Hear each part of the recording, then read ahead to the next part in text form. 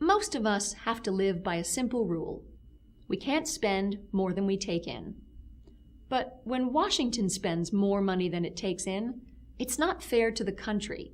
It's not fair to young people. It's not fair to those who are working hard to get ahead. And it's not fair to the elderly. Creating jobs, boosting wages, and growing the economy will help pay down our national debt. So will restraining Washington overspending. Our debt now stands at $17 trillion, up more than $5 trillion since this president took office. That is a sorry record. Overspending and debt have very real consequences in the economy, right now, not just in the future. Debt of this magnitude also creates a national security concern as we sell more and more American assets to foreign governments. The American people deserve a responsible budget with a combination of spending reductions and the right type of tax reform. And we can do this. The budget sequester, which has cut billions in spending over the past several months, shows that life as we know it in America won't come to an end if we pare back our spending further.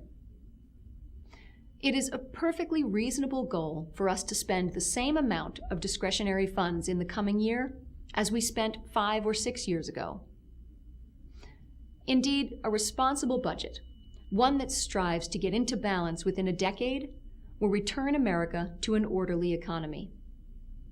It will help entrepreneurs create jobs and provide more income for Americans who are trying to work hard, preserve the best of our traditions, and get a little ahead in life. Let me describe the key elements of what needs to be in a budget that puts the American people first and not Washington first. Let's call it the Fairness Budget Plan. It must simplify the tax code by lowering rates and closing loopholes.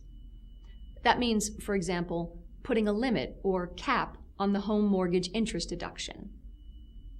A fairness budget must roll back corporate welfare in the energy sector and end taxpayer bailouts of too-big-to-fail financial institutions.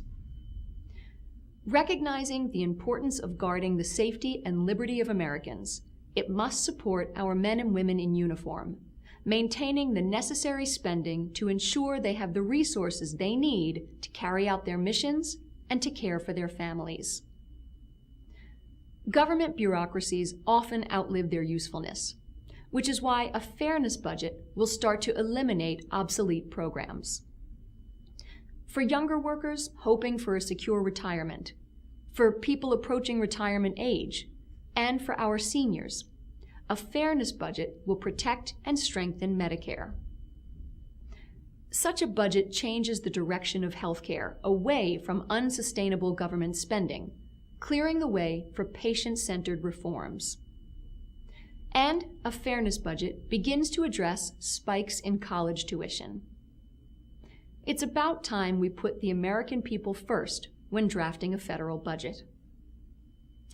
And as we work to get our spending under control, we must stay focused on an equally important goal: growing our economy. If we cannot restore a vigorously growing economy in America, where the fruits are widely shared, the struggles of the middle class will persist. Liberals will say if we just tax the rich more, we can fix our budget problems. That's not correct. Our tax code is already very progressive. According to the Washington Post, the top 10% of American earners receive 1/3 of the nation's income, but pay 45% of the taxes. The truth is, we can't just tax our way out of the budget mess we're in. Sending more money to Washington, whether it comes from your pocket or from Donald Trump's, will not create jobs and grow the economy. It will just make the government bigger.